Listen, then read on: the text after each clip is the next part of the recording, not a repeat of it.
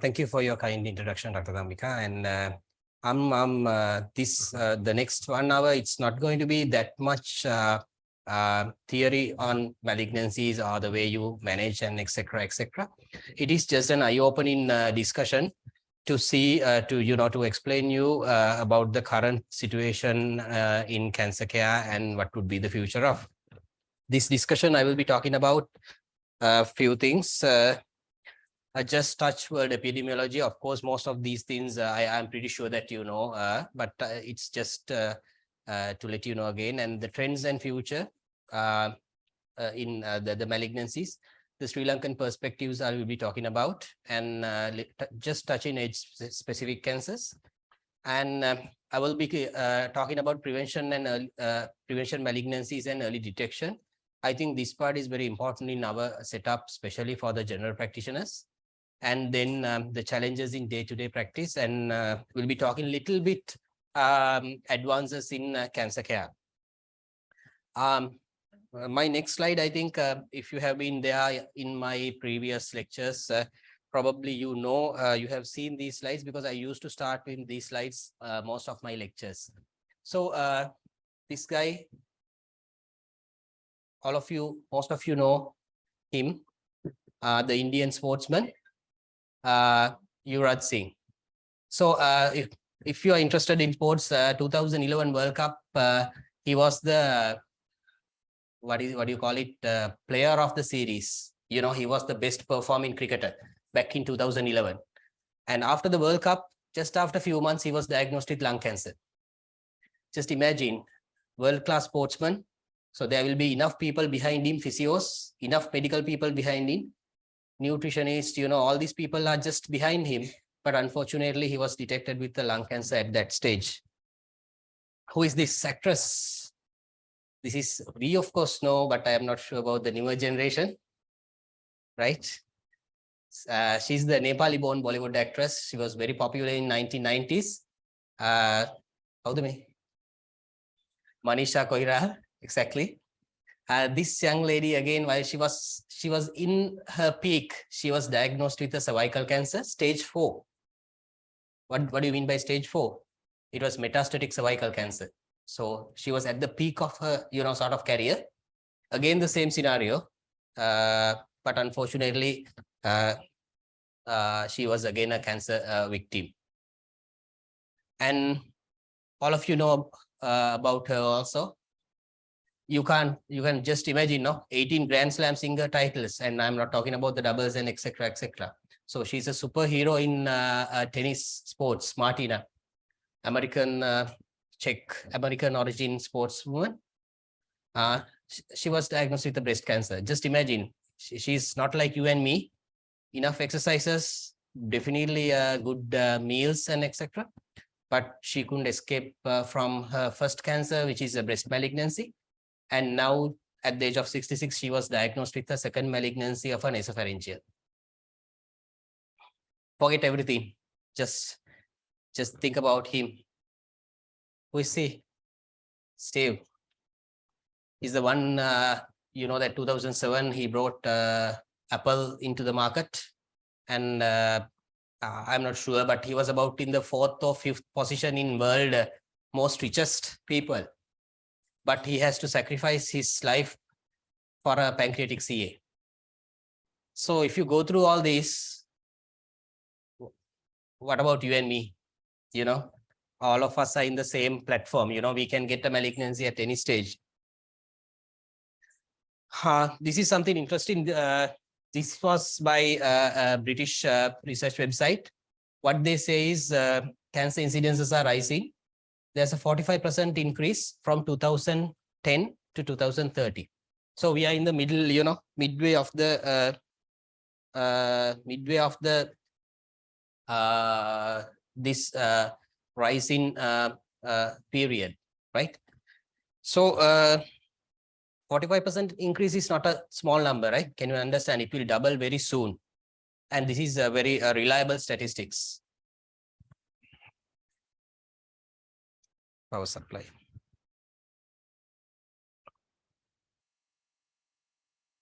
And This is again American Research Association of Cancer Research. They say in 2005, 1 in 7 deaths is due to malignancies. In 2015, they say 1 in 6. And this is 2023. Again, another almost 8 years gone. So we don't know where we really stand. But not only the incidence, previous one is the number. Now I'm talking about the mortality, right? The numbers are rising, the deaths are also rising. And if you think that this problem is in developed world, it is wrong. It's our problem actually. This graph shows that, can you see? The more developed countries, the incidents are not that, it's going up, but very little. But if you consider the developing countries, it's other way around. And it says the malignancies has come to the second leading cause of death, which is after cardiovascular disease. If you consider people less than 70 years, for example, if you go through Sajid pointed.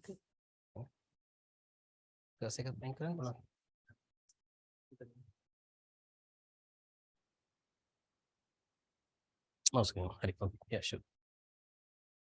Right. You can clearly see in developed countries, the leading cause is cancer, the first one. In the previous slide, I told you that the second leading cause is cancer, that's globally. But if you consider country-wise, some of the countries, the cancer is the most, the number one cause of death, especially in young population. This is again, I took from Global Cancer Data 2018. Unfortunately, all my slides goes like this, graphs and, pictures. So there are many information which I will, take out whatever I think is important. This is 2018 global data. Asia, they say incidence, 48.4% is in Asia, right? If you consider deaths of world global cancer, 58%, 57.3, it's in Asia. Of course, the Asian population is high, that is true. But on top of that, cancer incidences are more in our territory, plus the deaths are more. Yes, this is the global cancer incidences breakdown. I'm pretty sure that you know all this, but just for your interest, I'm taking them. Breast is the commonest in the world, which causes about 25% in females, and then the colorectal. In males, it's lung is the commonest in the world, and the prostate and colorectal. This is the global incidences. This is probably 2020, if I can remember. Yes, 2020. The Sri Lankan situation is a bit different. This is not our picture, actually. We have 2019 data here. Females, of course, it's almost the same. The breast is the commonest here, but thyroid is so common, right? It's not colorectal, which is the second commonest cancer in our females. It's thyroid and then the colon. And the gynecological malignancies, according to 2019 data, it has dropped into 4th and 5th, right?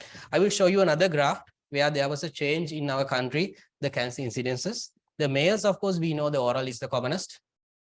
And then you have lung, and then you have colorectal. So if you compare our pattern and the global pattern, there is a difference in cancer incidences, that subtype of cancers also. This is again something interesting. They say they have calculated human development index and the velocity of malignancies, which means that the HDI is calculated by the life expectancy, the knowledge of the intelligence of the population, and their living standards. So with that, if they have high HDI, the doubling speed, or in say, for example, they have compared 2018 to 2040, this doubling speed is 62%. If it is a very high development index countries like Sweden and Norway and etc., it's just 32%. Sri Lanka is in medium HDI. So we expect a 75% rise, right? But unfortunately, we will drop into low HDI very soon with this economic crisis. So we are expecting to have doubling of malignancies in our setup. Sorry. So considering that, what I was trying to tell you is, of course, the malignancies are so common and the incidences are going up. So the question is, what is the lifetime risk of getting a malignancy? Which means that, is there any risk for us to get a cancer or one of our close relatives to get a cancer? This has been assessed by the British guys. And mind you, this is Cancer Research UK, one of the highest rank in research, publications in UK. They have taken, it's not, you can't see that part. Here, the statement. Right. Thank you. Here they have considered people who have born after 1960 in UK. So they have considered all the people who have born after 1960, and they have predicted the risks of getting a malignancy. What they say, you can see here, it's almost 50%.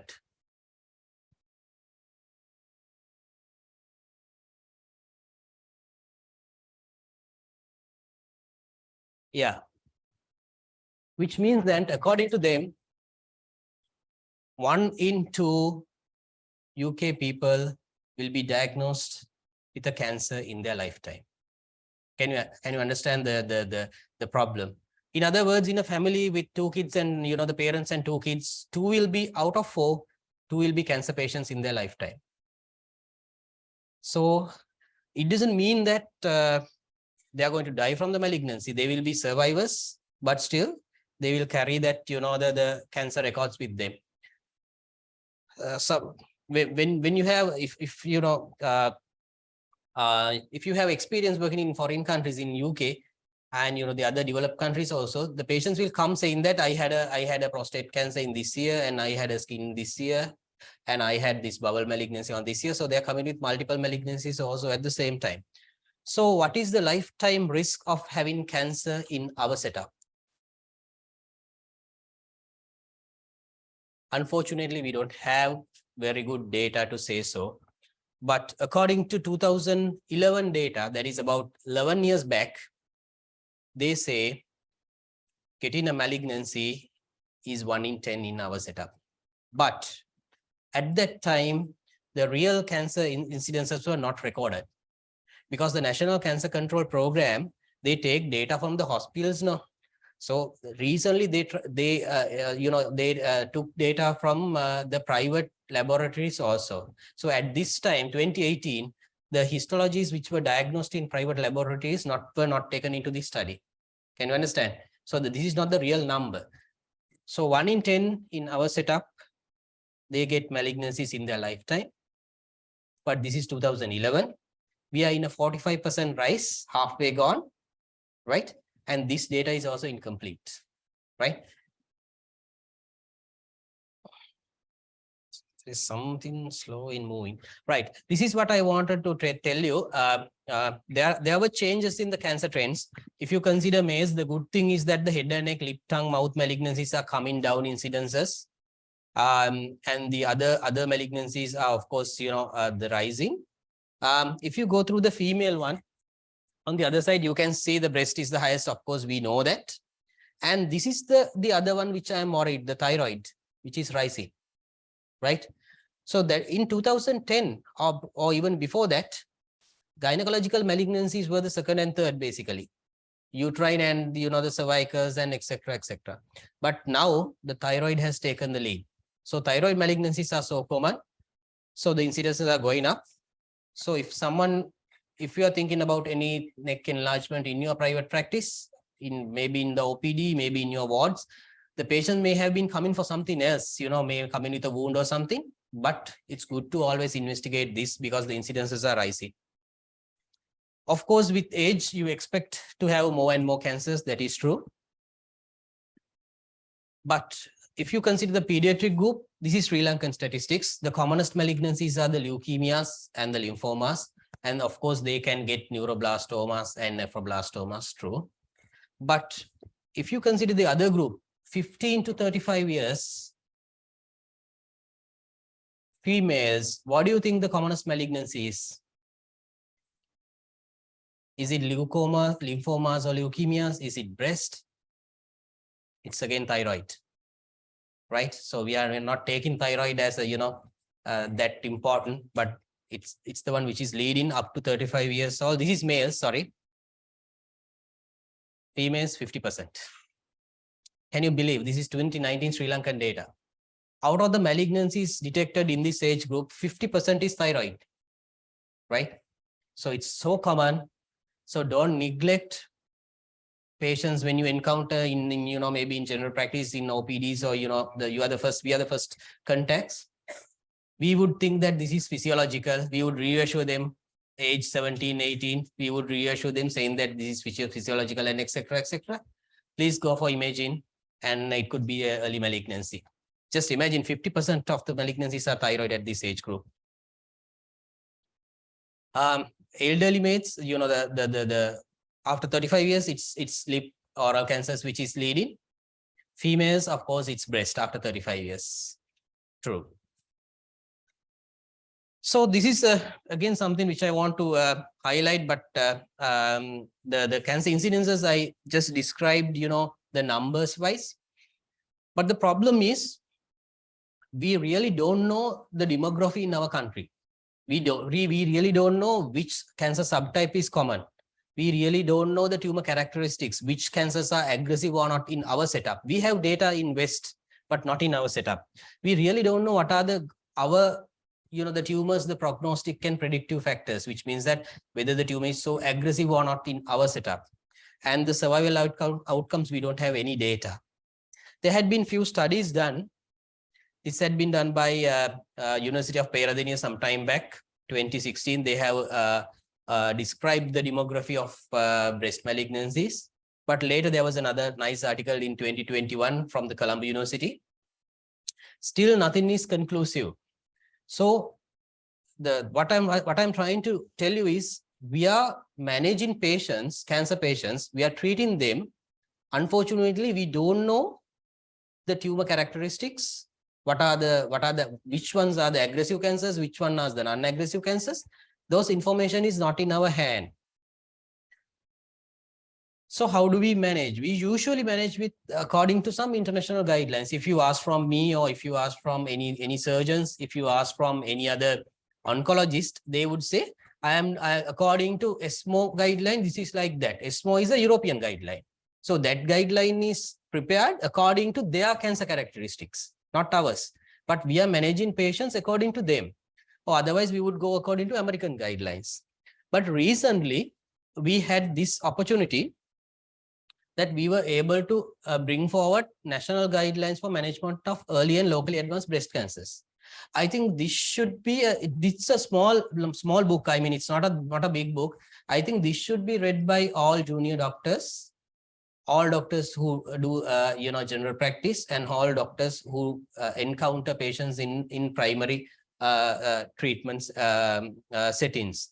Because there are very small information, but very important in day-to-day practice. I will just touch on that during my speech.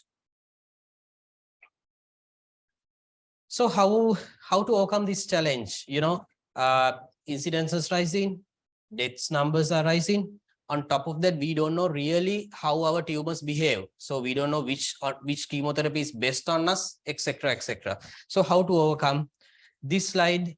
I used to show this slide in all my lectures, especially in public awareness. 1/3 of cancers can be preventive. We know that 1/3 of cancers can be cured. I usually, it's very difficult to use the word cure in malignancy, but still we can say it's cured, almost cured. And the rest 1/3 is the one that we are going to fight with. So how can we prevent all these, the risk factors, the alcohol, smoking, lack of exercise, poor diet, infections, etc., etc. And how can we, we have to avoid these risk factors, and that will prevent malignancies.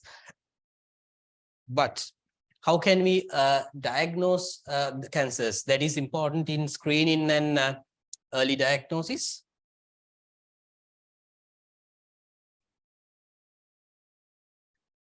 This is again an important slide. You can clearly see that a patient would come to us with onset of symptoms. The problem is that in our setup, say for example, if someone is having a breast lump, they would keep it there for probably for months. And if it is painful or if it is so big only, they would come to you. Especially if you consider the oral malignancies, as you know, it's the commonest among males in our setup. They never walk to you with the early disease. That is because it's painless. That is because it's painless.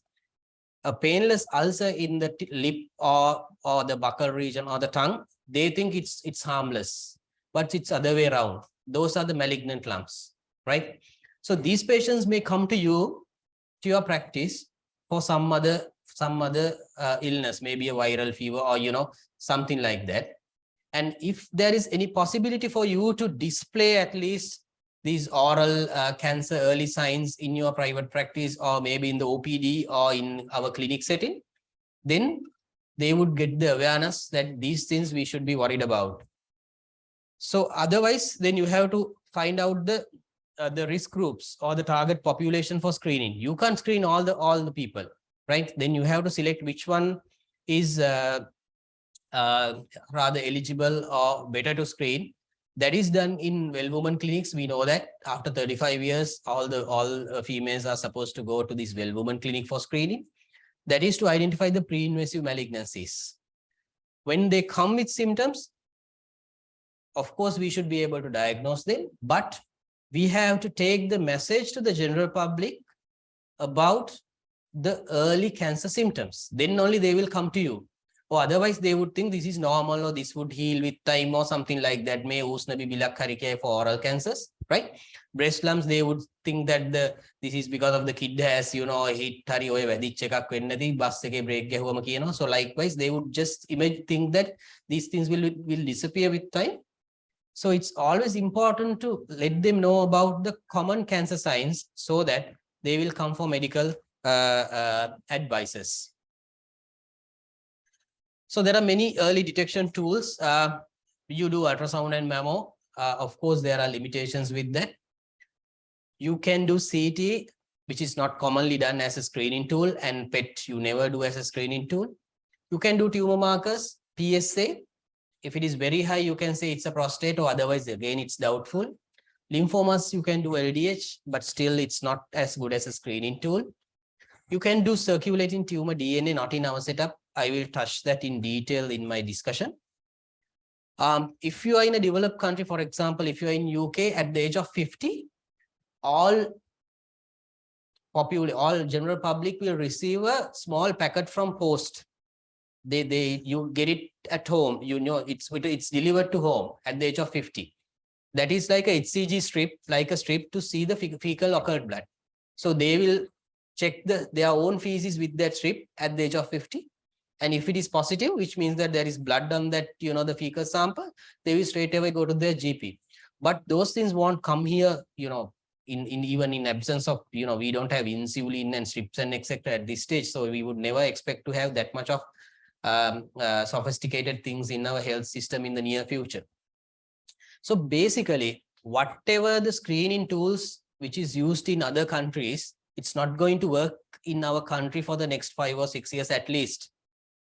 So what I am trying to tell you is that these biochemical screening, imaging, or anything like that, it's not going to work in our setup. So primary clinical history and examination, whenever you encounter a patient, is the only way to detect early malignancy.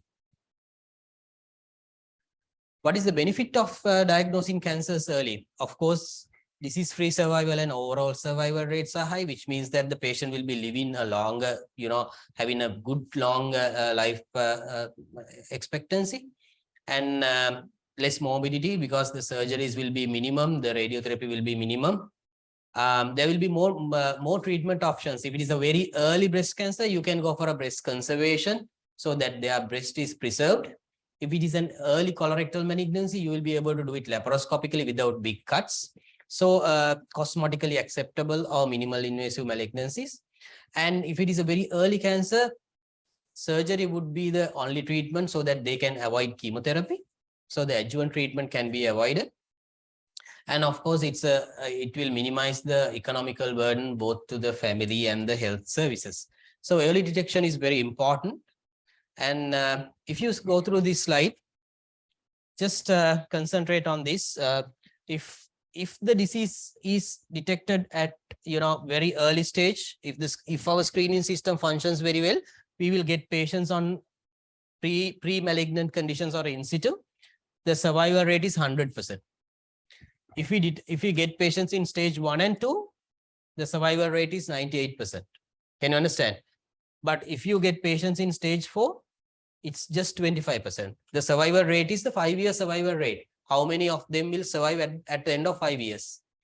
But unfortunately, in our setup, we get patients even with breast malignancies with very advanced disease.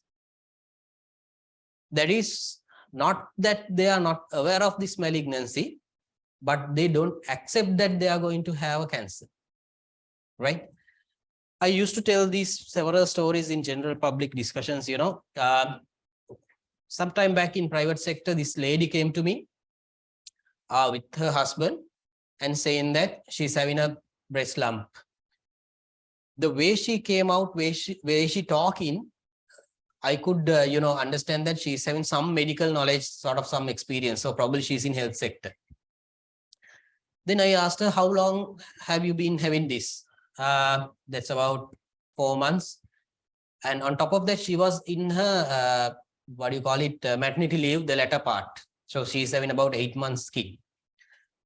And when you get her to the bed and, have a feel, it's a fixed malignant tumor.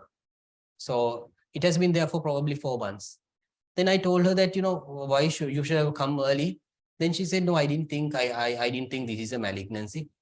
Then I wanted her to get the investigations quickly. So I used to ask from them about the economy and, whether they can afford scans and etc. So then I asked, can you afford this scan? Can you afford a biopsy if needed in private sector? And then I asked her, what is your job? She was not happy to tell me initially. And then she came out and say, I'm the midwife in a well-woman clinic. So this particular lady is the one who examines breast in other people in detecting malignancies. Herself is having a locally advanced malignancy. She knows the early breast cancer signs. She knows the advanced breast cancer signs, but she didn't want to come to get a medical opinion. Then I went back and asked, okay, tell me, what made you come this delay? You have been having this for 4 months. So she said, sir, mama me කාටවත් මම වරදක් කරලා නැහැ. මම මගේ දරුවෝ බලාගෙන මගේ මහත්තයත් එක්ක හොඳ family life එකක් ගෙවනවා. මම කාටවත් පව් කරලත් නැහැ. මම මෙහෙම පන්සල් යනවා this and that.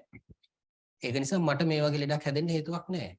So that is the primitive thinking in our setup. We believe that we have not done anything bad, so we need not to have a malignancy. But unfortunately, we have seen several health staff members who comes to us with advanced breast cancers and other malignancies. So the most important thing is, even the educated people are late to come to medical advisors. What about the Achiamas in the the Gama, the rural villages, right? So they definitely stay until me aswanu kapala mewa kalla okkoma kalla iwara wela nenne. And if a kid is in Shishatta Panthia, definitely they will stay until the scholarship is over. So otherwise they won't come. So so this is very important. Early detection is always benefited. This is our setup. This is probably 2011 data. There is of course stage 2 disease up to a certain extent, but stage 3 and advanced diseases are present in our population. So this is taken from the previous handbook I told you. Just we'll go through slowly sentence by sentence. Self-breast examination should be conducted once a month by all women starting from the age of 20. Just recall yourself whether you or your spouse, whether they have done self-breast examination at the age of 20. Even in the medical field, we also don't do at this frequency. Clinical breast examinations is recommended in every 3 years. Just imagine, every 3 years. This is not international guidelines, right? This is Sri Lankan guidelines now I am talking about. So because why are we using this much of close observations, close follow-up? That is the incidence rates are so high.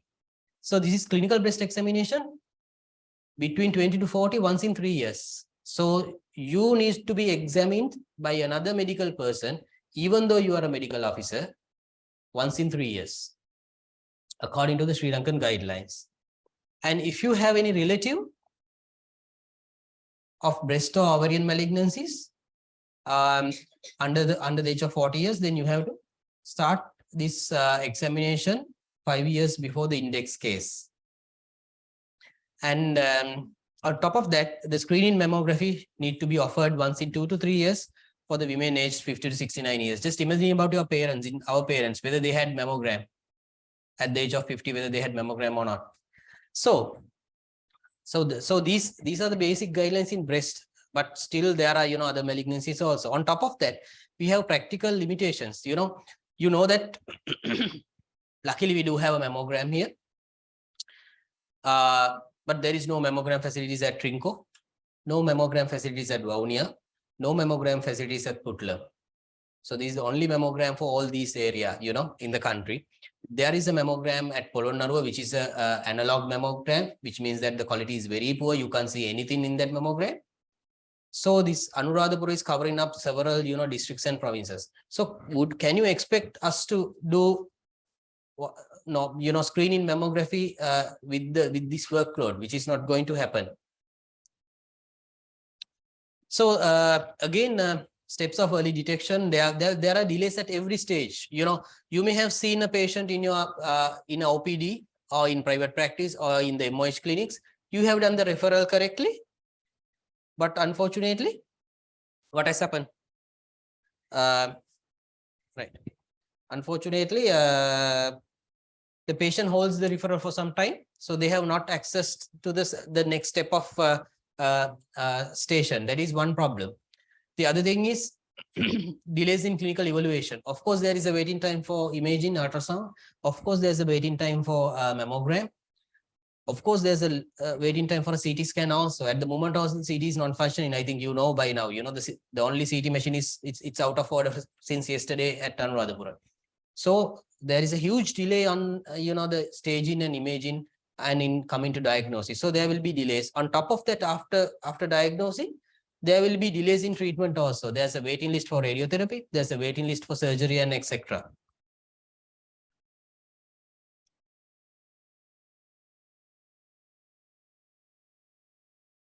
There had been a little study done some time back.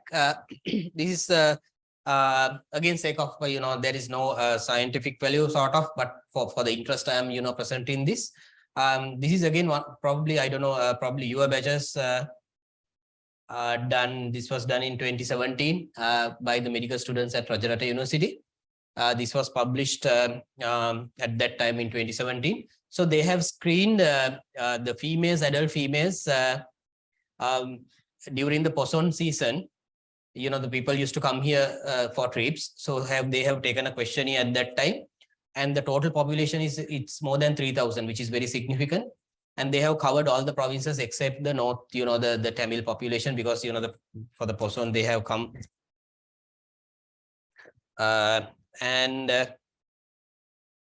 this was done in 2020 June spot survey. The total number is this much, more than 3,000, out of which 61% have heard of Well Woman clinics. Out of only 578 has gone there.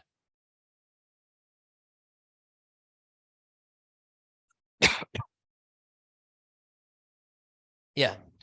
So in other words, it's less than 20% of general public have utilized this facility, the Well Woman clinic.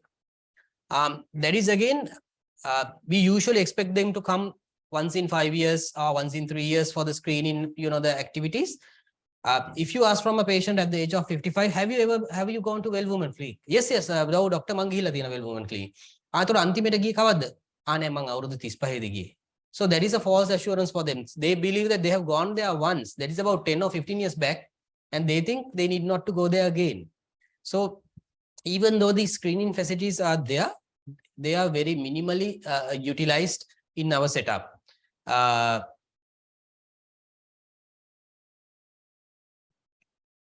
So it's about just 20% of the women aged over 35 years have have used these facilities. Younger patients are more aware about the services. Right. Just coming into a summary of this discussion, the challenges what I found in cancer care, the high incidences, as I told you before, and the numbers are rising.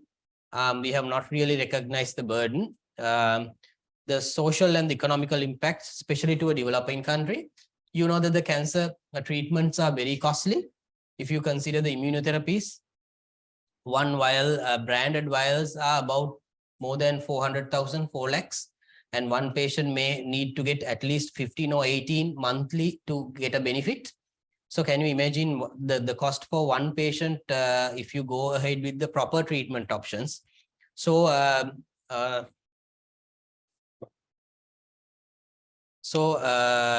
so to a developing country and with this economical crisis, we won't be able to get the definitive treatment for our cancer patients. So that is why we want them in very early stage so that we can do a minimum and then get them out from the burden. So what is the role of the media in cancer prevention? I told you before, 1/3 of the malignancies can be prevented, but unfortunately the media is not on the correct platform because of probably the tobacco companies and all are pushing on them. And the low public awareness, as I told you on the previous research study.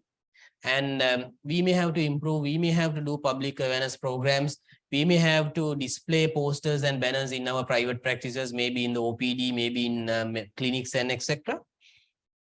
And it's very difficult to introduce national screening programs, again, because of the lack of facilities and etc. So these are the challenges which I found I encountered in this area of treatment. If I consider, if I go to the future in cancer care, this is it's like a fiction, you know, the imaginary statement. I will just read this to you. The future in cancer care will be like that, not in our country, but in the West. They will be going into annual physical checkups, and they will be having blood tests, which means that they call it liquid biopsies in future, which means that they will take a blood test, and from that they will be diagnosed of malignancies, and then there will be enough sort of you know, access to care. And this is going to be the future in cancer care in a developed country. So what is this circulating tumor DNA, which I touched in my you know, previous slides? In our blood, you have DNA, which is just floating in the serum, which is in the serum. That is normal for all.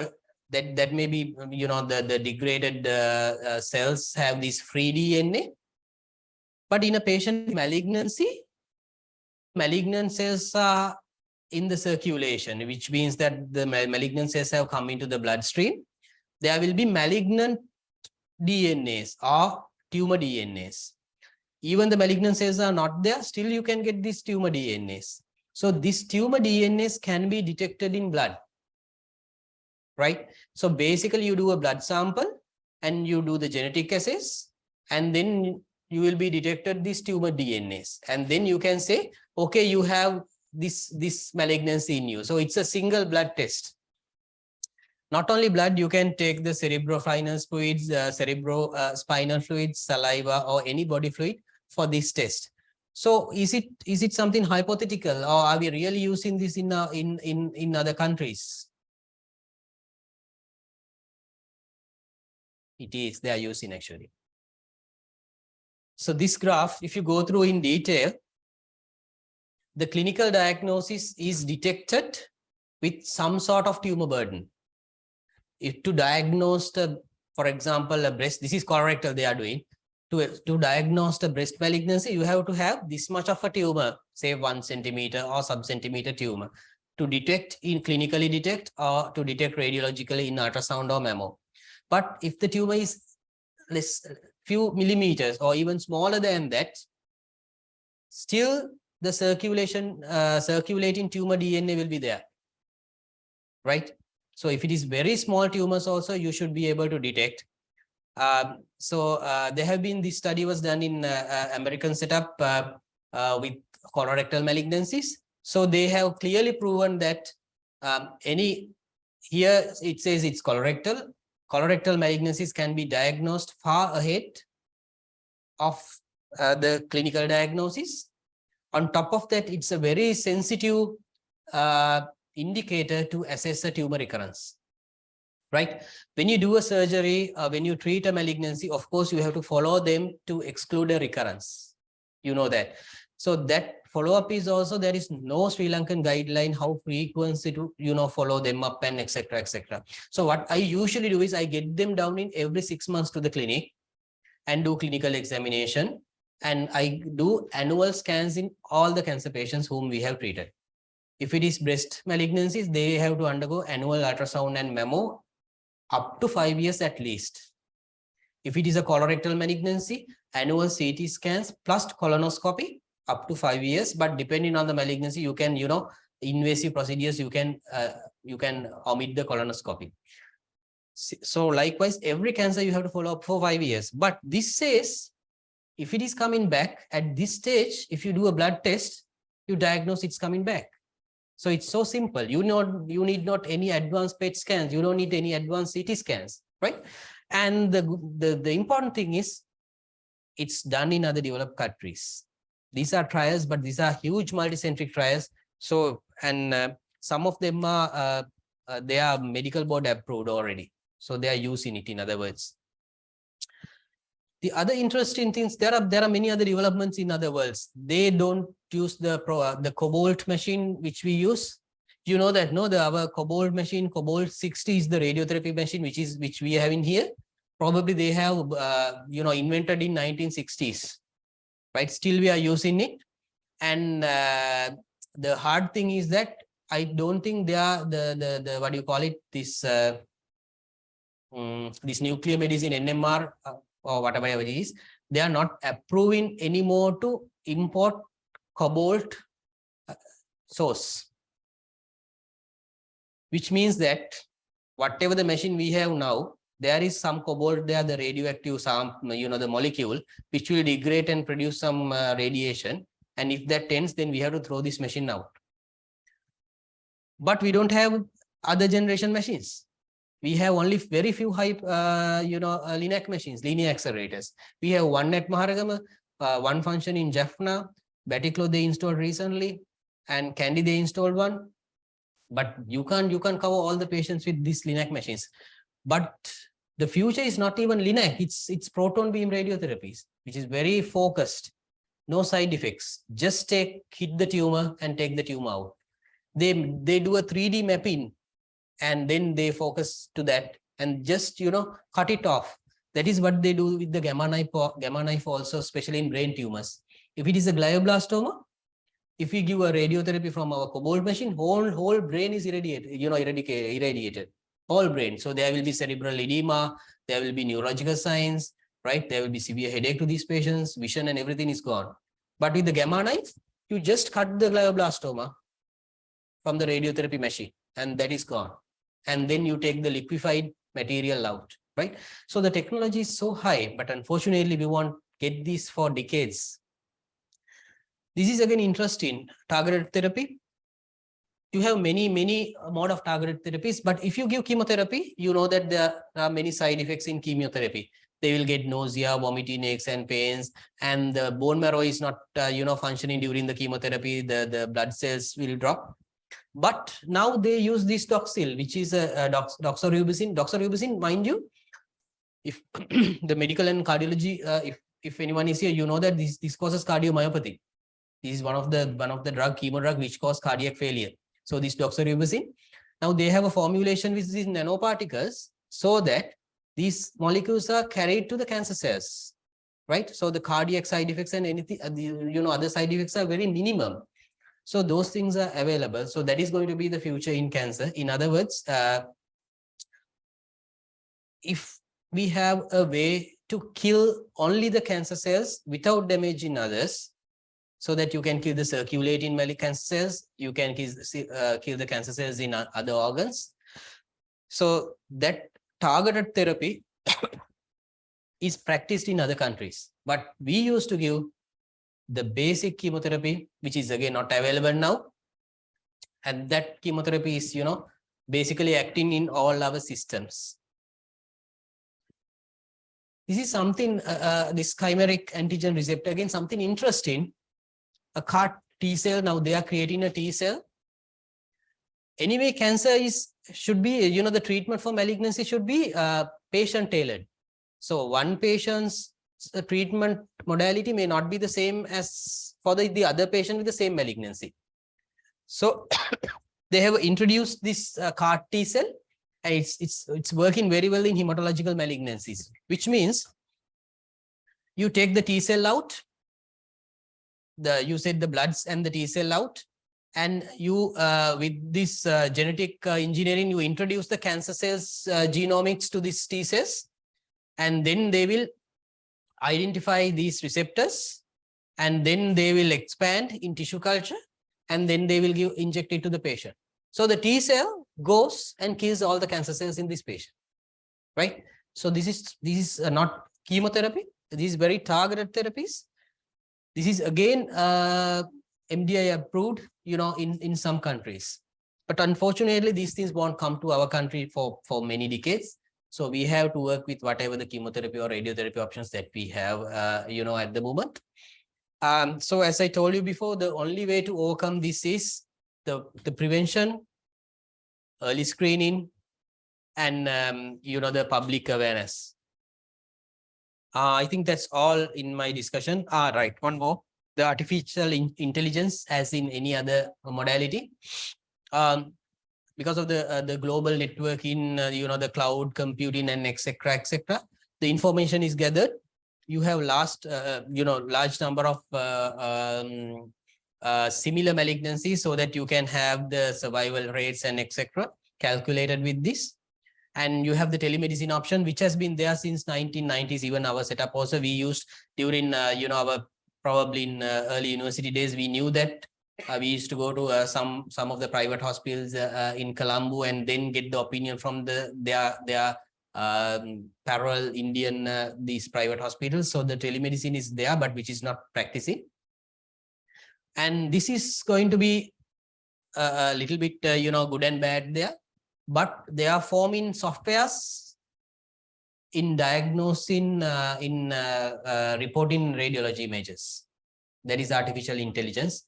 So the radiologists will be relaxed in future.